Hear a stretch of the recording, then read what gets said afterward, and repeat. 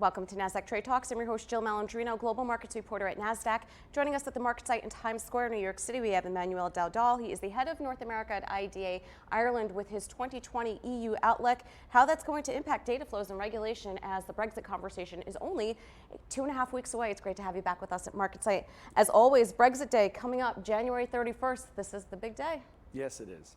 I mean, it's been a long time coming, but we're in a place now where I think it's pretty reasonable to assume that the risk of a no-deal Brexit is receding, and that for the course of the 2020, the UK government and the European Union are going to work out a free trade agreement.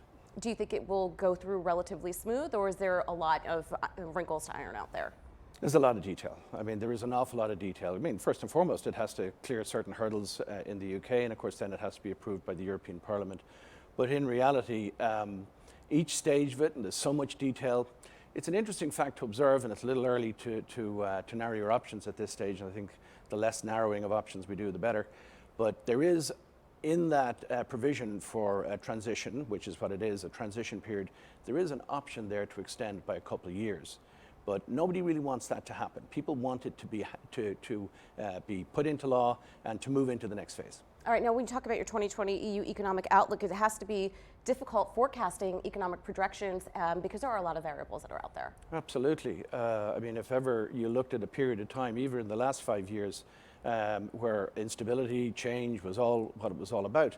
I think when you look forward, first and foremost, I think what we're looking at globally is a relatively depressed, sluggish GDP growth, and I think the challenge is going to be, I mean, today, for example, we had the first phase of a China-US deal. That's good news. I think also, though, that the continuation of the potential for tariff wars and trade wars is still out there. So it's very difficult to say with certainty. There's a lot of things going to happen in the next 3 to 5 years. It's going to be another US election. We're having an election ourselves where we finally broached that topic, and that election is going to take place on the 8th of February. But all in all, we're actually experiencing some strong momentum in the first quarter this year. We have a very strong pipeline for the first quarter. And it's interesting just at this point to mention that we are, as a country, just finishing a 5-year strategy for the attraction of FDI, which has been remarkably successful. All right, now before we get into the silver lining for Ireland's booming economy, some areas of concern, you're talking about the future use of land bridge and EU-UK data flows. In today's very digitized economy, that has to be somewhat of a concern. Explain to us what that is.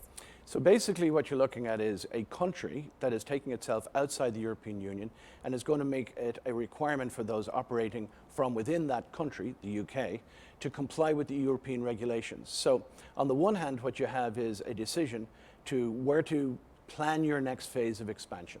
And if you're going to do that, you want to do it with reasonable certainty. So when you're looking at regulatory issues such as data protection, the GDPR, you have to make sure that you're going to not unnecessarily incorporate or import unnecessary additional costs in the process of trying to comply with the EU regulations.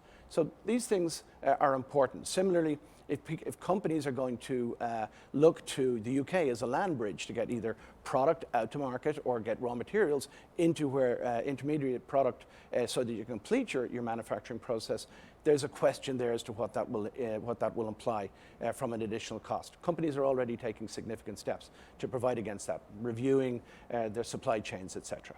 All right, now let's wrap it up here with Ireland. The economy is booming. The foreign direct investment strategy, it's paying off. You're attracting companies from multiple industries, from big banks to technology to medical companies. Let's hear more about that. GDP expectations, some of the companies that are making investments.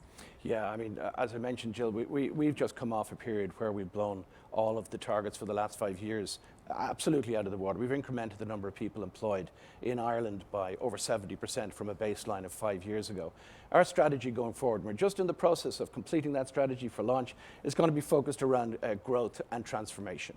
Technology is going to be a really important part to play in that, and also our transition to a carbon neutral economy is going to be really important.